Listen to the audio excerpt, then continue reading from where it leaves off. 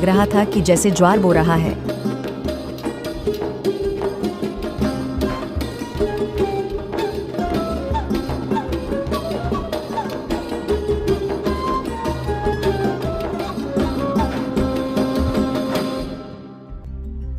कार्य पूरा करने के बाद धन्ना जी भी सब किसानों के साथ घर आ गए। धन्ना भगत का नाटक कोई नहीं समझ सका, लेकिन भगवान तो सब जानते हैं। कुछ समय बाद बारिश नहीं हुई। हर किसी की ज्वार की फसल बारिश न होने के कारण सूख गई। धन्ना जी के खेत में तुम्बे की बेल उगी। उनमें मोटे मोटे तुम्बे लगे थे। पूरा खेत उनसे भर गया। पड़ोस वाले खेत मालिक की पत्नी ने धन्ना जी की पत्नी से कहा, बहन, क्या तुमने अपने खेत में ज्वार नहीं बोई थी?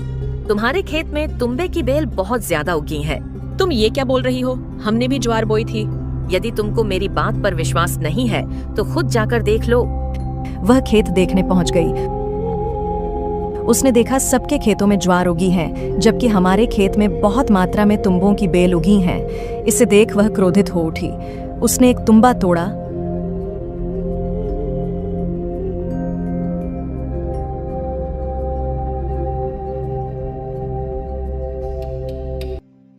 पत्नी ने आकर तुम्बा धन्ना जी के सिर पर मारने के उद्देश्य से फेंका। बालक, तेरे को खाएंगे क्या?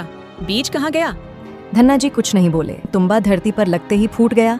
उसके अंदर से 5 किलो ज्वार निकली। हे भगवान, ये तो ज्वार है। ज्वार को देखकर धन्ना भगत की पत्नी को आश्चर्य हुआ। सुनो, हो सकता है खेत में लगे अन्य तुंबों में भी ज्वार हो। चलो चलकर देखते हैं। वह धन्ना भगत जी को साथ लेकर खेत में पहुंची और चादर बिछाकर तुम्बे फोड़ने लगी। 5-5 किलो ज्वार एक एक तुम्बे से निकली।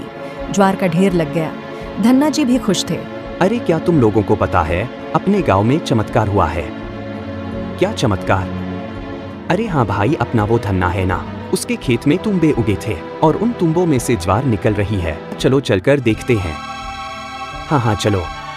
सारे गांव में यह बात आग की तरह फैल गई, जिसे देखने के लिए गांव वाले धन्ना जी के खेत में पहुंचे। सभी गांव वाले इस चमत्कार को देखकर हैरान थे। धन्ना भगत जी ने सोचा, गांव की सारी फसल सूख गई है, गांव वालों के बच्चे भी भूखे हैं।